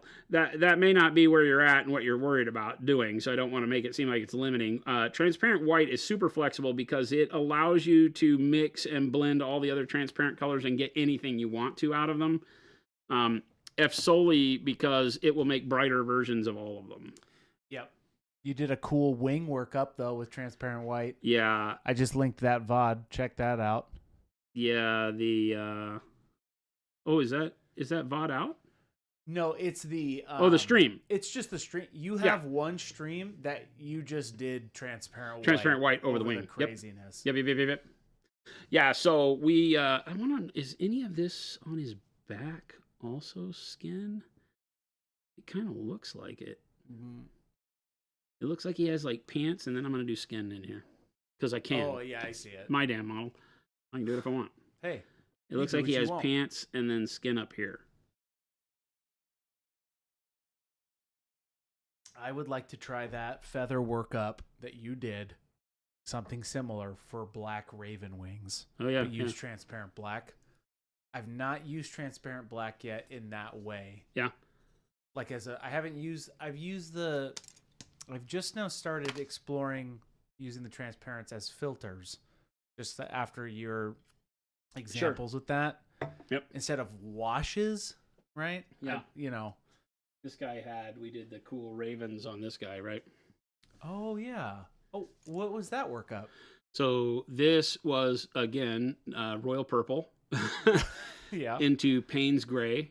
Okay. And then black wash over it. We did the Payne's gray and then the Payne's gray into the white blue for the highlights and then black wash over it all and then a little bit of white blue to get the high spots back onto it. And then I think we went back with a little bit of the royal purple to just, push the purple into the underbelly so it had some neat. Yeah. You can catch a little bit of purple underneath the feathers and stuff too, which is kind of fun. And here is a link also to our transparent videos that Jordan did. You need to check that out. Yeah. Purple. Who knew? It's the most versatile color. And yet, none of my models are purple. That's right. But I have them here. I have a model that's purple. I have one model that I've actually painted purple. We painted a guy purple. And what was the shadow on this guy? Payne's gray. Payne's gray shadow into all of the purples. Yeah, so the only color I don't use purple as a shadow for is when I paint purple. And this was true metallic metals. This is all true metallic metals, yeah. Yeah. Yeah, dark bronze into the rich golds and a lot of brown transparent over the top. Here's what we're going to have to do now. I just literally had another out-of-body experience. Uh-oh. In a good way. You okay? Yeah. You all right? You feeling okay? You back in? Are you back in? I'm very. Don't ever forget your keys when you have an out-of-body experience. I just want to let that be a thing. What's that? Don't ever forget your keys when you're having an out-of-body experience. Okay. Because there's no way, there's no locksmith that you can call who can help you get back in. Oh my gosh. That is comedy. Jason, great job with that comedy. I'm just letting you know. There are things you got to be careful of in live chat, and I'm just letting you know. I'm helping you out. The mo, you know. The mo, you know. And now, what are you doing, Jason? I'm putting yellow green over the top of the royal purple. He's putting the yellow green over the skin. He's putting the lotion on the skin. Hush, that's disgusting. Isn't that from Silence of the Lambs? Yes. Oh, no. It puts the lotion on the skin and it gets the hose. Hello, Clarice. Crazy movie. Yes, I do know. Mo, you are. What was that guy's name? Antonio El Tigre. No. Anthony Hopkins. Wild Bill. Wild Bill. Anthony Hopkins was Hannibal Lecter. Wait, I thought he played... Oh, no, you're right. The bad guy in Silence of the Lambs is not... Well, it is technically Hannibal Lecter, but it's Wild Bill. Wild Bill is that puts the lotion on the skin or it gets the hose. Buffalo Bill. Buffalo Bill, Wild Bill. Bare feet in the stirrups. Yes, this seems dangerous, T-Schmid. This guy doesn't care. Mosquito Boy, he don't care. He's not really into caring. He does not care at all. So this is the exact same thing we did for the horse skin, but it won't look the same.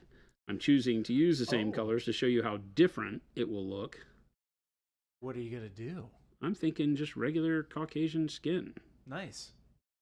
Because wouldn't that be gross? Is this guy dead? I mean... Is he undead? What is this guy? What's Mosquito Boy's story? I mean...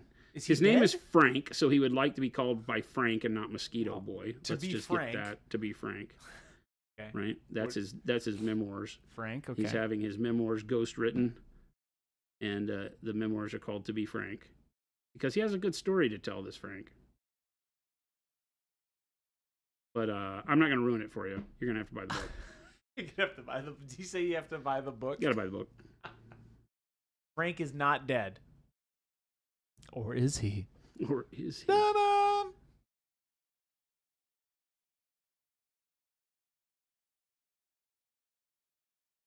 Definitely a Francis. Yes, T. Schmid. Well, he prefers Frank. His mother called him Francis. Ah, Francis. Francis. My mother called me Francis once. I remember that day. Once. It was a Tuesday.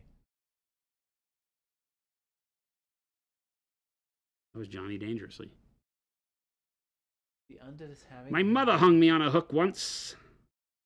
Once. I don't know what you're talking about. Johnny Dangerously? What is that from? What are these things you speak of? Johnny Dangerous, it's movies. Back when Hollywood had a spine and would make cool stuff.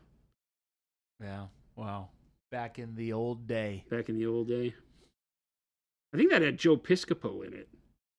Remember Joe Piscopo? Somebody just said Joe Piscopo, yep. Is that a Joe Piscopo quote? Yeah, it's Joe Piscopo. My mother hung me on a hook once. Once. Johnny Dangerously starring Michael Keaton. It was Michael Keaton, wasn't it? Yeah. It was like a bad Dick Tracy kind of ripoff. What movie were you telling me yesterday? Falling Down? Falling Down. It is at the top of my list now to fully watch that movie. Falling Down. You will enjoy it, Christopher. I 100% know. Is it in the era of like... oh, yeah, dude. This is like in the era of... Oh, yeah. I've seen clips of this movie. Oh, yeah. I want to watch this full movie, though. It's really good. Michael Douglas, my style. Michael Douglas is a legend in those kinds of movies, it feels like. And it's at the time where you had, like, buddy cop movies and nonsense going on. Schwarzenegger. When did Fatal Attraction come out?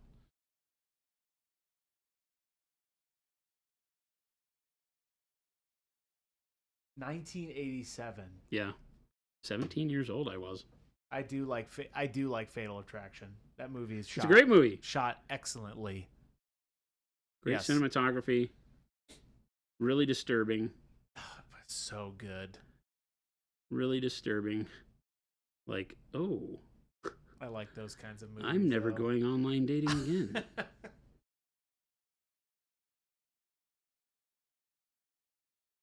Falling down, yeah. I'm watching this one. So when I'm doing these highlights, I'm just kind of catching the upper part of the muscle and letting the royal purple sit in between. This would look very fake if we left it that way. It's the same way we did the horse, right? But it just gives some contrast. It lets the purple have a presence, even though I wouldn't normally, paint that way.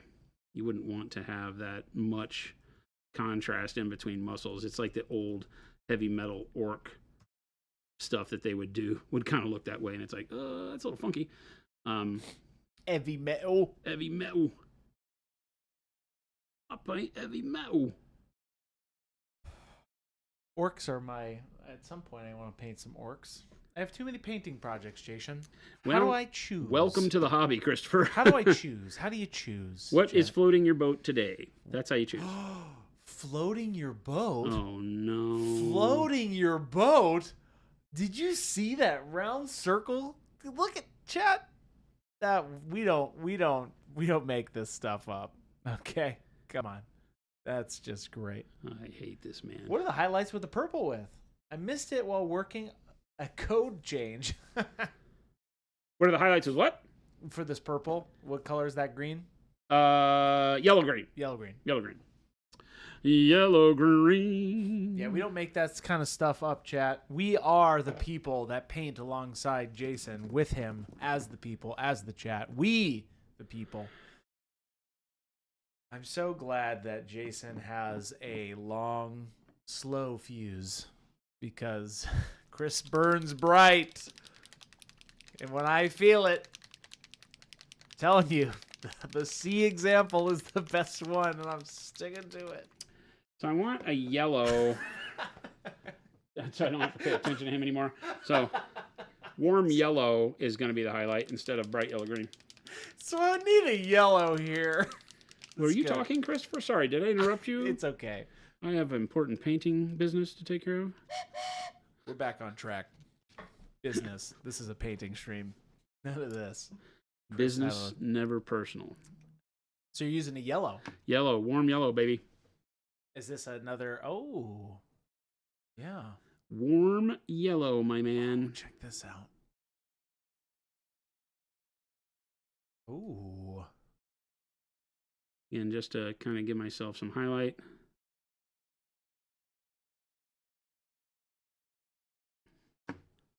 You'll notice I'm not thinking in terms of, awesome blends. Wow. No, I'm just trying to get color in the right spot right now. So top of the muscle, maybe a little bit here on these little wrinkles of skin, a little bit as we go down here, or more as this chicken leg comes out of shadow here. And then across the top of these toes. I don't want to cover all of the green, but I want to be able to give it. I like this. A little bit of a bump in warmth. You were saying that you like anatomy in sculpts and models. So yeah. With this technique, you can definitely see where your hits of the muscle and all that, and the focuses on the anatomy really comes out. It's if that's the right way to say that. Yeah, maybe. I can, like, as you're going through the sketches on the leg and stuff, you can really see the it looks like a muscle anatomy, essentially. Yeah. Yeah, some of that's a sculpt. I mean, sometimes you get a really good sculpt that you don't have to do more than just hit the high points. Yeah. Sometimes you're having to take what is just a cylinder of a sculpt and find some muscular to it. So, make something. Knowing something of it is always going to help. But, your hope is that the sculpt takes care of most of that for you. The Grand Deceiver says, I'm really loving this underpainting process for Caucasian flesh, but would you use the same colors underneath for African American flesh? Or what color should I use? Yeah, you could use the exact same stuff. The problem is that you are most likely going to find that underpainting doesn't get it done 100%. It'll set you up for greatness. but you'll wind up glazing color back over the skin, because at some point in time, your dark layer of skin tone will become so dark that you can't see your underpainting anymore, right? So I prefer on darker skin, African and Middle Eastern skin tones, dark Islander skin, whatever you're doing, like if you're doing pirates or something like that, right? Starting just with dark flesh or black brown, and then mixing in a flesh tone into black brown, and then as you move to your highlights, right before you get to your final highlight, glazing in some of the colors that we underpaint with, glazing in a little bit of yellow green into the forehead, you know, a little bit of red into the cheeks and the flush areas and things like that, right? That works a lot better on dark skin tones because, as I said, when you're glazing the dark skin tone back over your underpainting in order to pull off dark flesh, you have to get it fairly opaque, and by then you've covered up all your coloring. You can over brighten those colors. So instead of using red oxide, use bold pyro red. The bright yellow green works really well, or something like yellows, just pure yellows, like warm yellow like I'm using here. And the purple always works great because you can pull the dark flesh or the black brown or whatever it is out of the dark purple and you still get that purple shadow. So that works really well. It's the mid-tone red, any of the blues, if you're using for like 5 o'clock shadow is different on darker skin tone. It's more of a grayish. And then the highlight area, right? So you find that, for me at least, in dark flesh, it's easier to mix those colors into stages as I paint, because you just don't get the see-through nature of a dark color. Usually when we're glazing, for skin tones, glazing with a light color is where you'll have the most impact with the underpaint. Yeah. And then the darker you go, you got to mix those colors in, or glaze them over the top at the end. Do you prefer that final glaze with an airbrush or a brush typically? Just depends on what I'm doing. I don't really care. You know, the airbrush is super easy for larger areas. So I definitely am looking at that for, you know, things like the body of the horse, just because, you know, glazing, the overall of that is a little bit rougher than like the leg that I'll do here. Because I'm going to use advanced flesh tone. I love that. Right. I was just saying that because I have all of those little goblins from Middle Earth. I'm like, well, if I just did all of this little steps and work and then just at the end glaze them with an airbrush with the same technique, I probably could knock them out so quickly. Super quick. Yeah, the airbrush can add speed to it. Yeah. Whenever doing filters, it gives a nice even application of that filter, whereas sometimes on a larger surface, your brush strokes start to show if you're just learning. Yep. So for people that are just learning how to filter, when they go to larger models, I'll say, hey, you know, try the airbrush first. Because see how you like that. They're all skin anyway. Yeah. There's especially like little loincloths that I can go back to, but so again, you'll see how shiny the hair, the natural hair of the brush is. It's loaded with water and then a little bit of paint.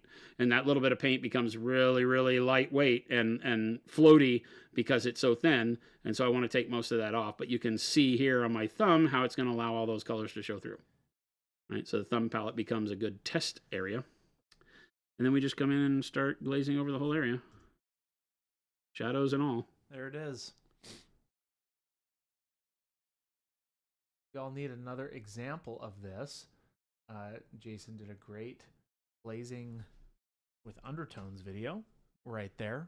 Very similar concepts like he's been talking about. Check that out. And we'll just do a couple of passes to get the color the way we want. This is something where I'm always training people to be, I don't know if overly cautious is the right term, but thin more than you think you need to. Right? Yeah. So that you can always layer more color on.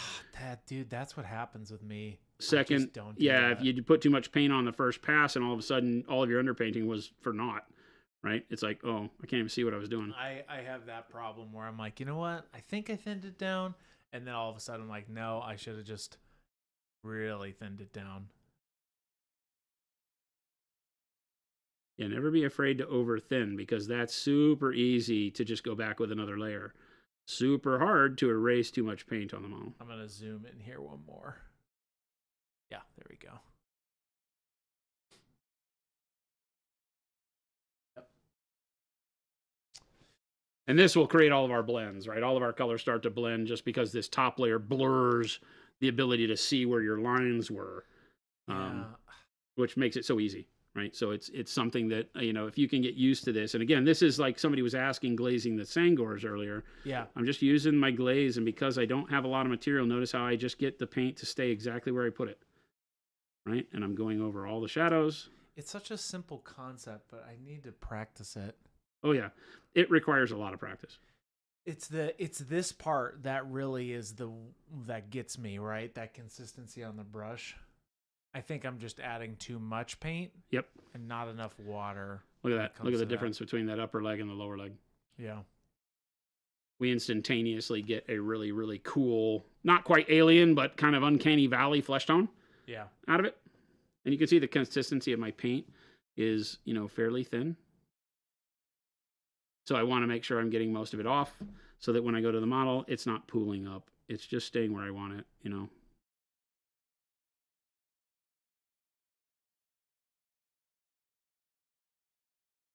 Not dripping like a wash would. And I can continue to kind of move it into areas. If I'm happy with the shadows, I can just glaze it in the highlights again. Maybe I like the front of the shin, but not the back of the calf, so I can glaze it there. But in this case, I'm kind of wanting another layer on everything. And I'm really liking that. I don't want to overwork the area, so I'll move on to somewhere else. I've got a little bit. Notice how I've got a little bit of paint that's in the crease there. Yeah. See the crease, the back of the knee? So take your brush and just kind of tap it in wick it off a little bit. Yeah, you just want to get paint and moisture off of your brush, and then just get it up in there like that. Nice. And you're back to just shadow. Nice. Again, get most of the moisture off of the brush, then get back in here. And once you get confident with this, you'll notice that you really are only having to do 2 or 3 layers before you're happy with the coloring. It'll just become second nature understanding, especially if you use a paint like ours that's very consistent color to color. When you're glazing with one versus another, they all act very similar, so you don't have to worry about it, as opposed to some paints where when you pick up one color, it acts totally different than the last color you use, and you kind of have to relearn how to glaze, relearn how to airbrush. Procurl's consistency really helps a ton in all these types of things.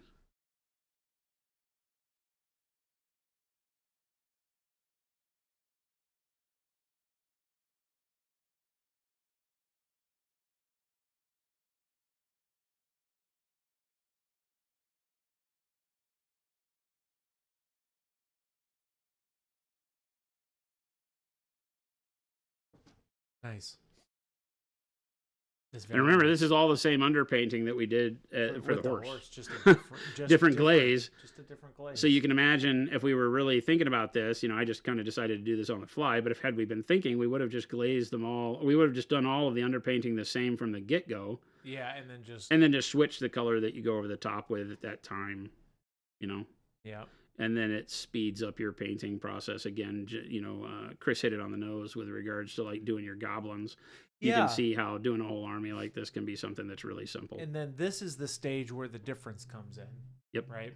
Yep. That's what I'm starting to think about. It's hard for people because it's hard for them to tune their brain into the fact that why does it all look exactly the same right now? And then just that glaze coloring makes it all totally different. So glazing, Jason and I were talking about that the other day. I think at some point we're going to sit down and make a really concise glazing and layering video. Yep. Yeah, it's something that everybody would learn from. Because we do it, Jason does it all the time, but there's definitely a place for it. How it was? Which that actually looks cool too, right? That would be a really neat kind of orcish skin. It does. With the purple. That shows you how using the purple underneath the green would be great for orc flesh, right? And then with the glaze. It's not just exactly one layer dead. of glaze. It's crazy. It's not exactly dead, but it's sickly. The purple and the green make it look bruised a little funky, and then the yellow again makes the fatty areas look a little bit more jaundiced, not as natural. Believe it or not, the bright yellow green makes it look more healthy than just a yellow. Yeah. Black Wolf, welcome in. What's cooking good looking? Snip that, Chris. Got something right. That's right. I got that right. Chris got something right. That's right, Spaznat. I am here for your viewing pleasure. When I came in, I heard him. He didn't know today when I walked into the studio chat. What's that? That I'm talking about you, so I'm not going to just... About me? Yeah, I'm talking about you. So when I came into the studio today, chat, Chris was over here all hunched over his studio equipment. talking to himself. Oh, I do that all the time. And he was hunched over, and I was listening. He didn't know I was here. Yeah. And I was listening in, and he goes, "Oh, stupid chat." And I was, this is that's not what I said. This is the Chris show, and they don't know. They don't treat me right. For a second, I thought you were being serious. This is the dadgum Chris show. That's what he said. What? That's what he said. He was just off his rocker over here, just no, not even close. I do talk to myself 100%, but I did not say that, chat. He's like, dadgummit. This is the Monument Hobbies painting business professional business stream. This is business. We don't play games. We don't play games. We paint. Get that paint out and start painting your models, chat. Do we have to? What else do we got to do? We make great products. We make educational content. We make the best stuff out there. Just do it. That's all you got to do. That's all you have to do. That's right, chat. That's it. There's literally... You believe him, chat? I hope you do. Just put the paint on the model, chat. There's literally nothing you have to do besides put paint on the model. Now, if we're going to talk about technique, that's a different story. It doesn't matter. Whatever gets you painting, chat. That's why we're here. Whatever gets you sat down and loving it. King Liar at it again. False paint liquor. Well, no. Jason is, that wasn't true, chat. I like you guys, but it's a Chris show. It's a Chris show. See? Doing it again, man. Whoa! TK at Adepticon, I had to tell Chris 3 times I didn't want his autograph. False, TK421. Do you copy? I do not give out autographs. Not me. People were begging Chris for an autograph. And I said, yay, nay, the slings and arrows doth wind me. Fainted one. I do half of this for those camera looks, chat. You know that, right? That's for you guys, because we know how. So have I told you the story how we acquired Chris? Hey, it's 3:55. Look at the time. Is it really? Oh my God, you skirted that one. That was perfect timing. Acquired Chris. Have I ever told you the story, chat, of how we acquired Chris? Fill up. Hollywood called. Hollywood called and said, "Hey, there's a bum out there. We got a bum over here. We got a vagrant hanging out near the Hollywood sign. Says someday he's going to be a star on Twitch." That's right. Little did they know. From the beautiful city of Hollywood, California, which is not at all beautiful, to beautiful Arizona, which is actually beautiful. So, they're lost, chat. They're lost. Now you guys get us. Me, Jason. This paint. This model. Paint on the model. Round circle. Here's a question from Blood Walrus. What's he got? If you wanted a very harsh shadow using underpainting, like a nighttime moon shadow situation. Moon shadow. Would you use 2 flesh tones, or could you vary the underpainting to achieve that effect? 2 flesh tones. Help me understand what you mean by using 2 flesh tones. If you wanted a very harsh shadow using underpainting, like a nighttime moon shadow, would you use 2 flesh tones, or could you vary underpainting to achieve that effect? I think you'd vary your underpainting to give it more of a dramatic value difference. Remember, you can underpaint. Think of it if you were to underpaint with black and white, which is what a zenithal highlight is, right? That's underpainting with black and white. Yeah. And so if you were to underpaint with black and white, could you achieve the drama you're looking for? Because if you can, then you can do that with any color. You just do a very, very dark shadow color. Probably not black. You probably want something that's, if you're doing moon shadow. Then you're probably looking at something in the purples, blues, something cold. And then offset that with like white, blue, or because if you're doing moonlight, it's going to be cooler than not a lot of yellows to it, right? Grays, whites, things like that. Here we go. Ta-da! Leg. Jason, show me some leg, baby. It's time. Show me some leg, baby. Leg, baby. I did that just like moon Jason. shadow, We're done. moon shadow. I'm gonna do his neck, and Chris is gonna put up with it. I'm gonna put up with it. Yeah, because you don't have a choice. Because it's the Jason show. I am the captain. This is the now. Jason show. Magnesium looks great. Did any new amp colors work their way in here? The steel over the magnesium is what you're seeing here. Steel, now. green gray. Green gray is the main component of the horse body. Steel is the main component of the metal you're seeing over the magnesium. I'm gonna punch out there. You can see the glazing of the steel over the magnesium from far out there. Oh, look at that punch out. Now your skin's looking really good. Oh yeah, that's the vibe, chat. Stick it. That's right, Mo. Jason keeps me humble. That's why Jason's here. That's the only reason I'm here, it's chat. Yin and yang. Otherwise, the Chris show would just be freaking train whistles and fart noises and. Let's dig into that more in our next session. Chat, I really love how our stream has become analog now. No! Chris, you're fired. I can't wait to re-record that one day. I won't do it.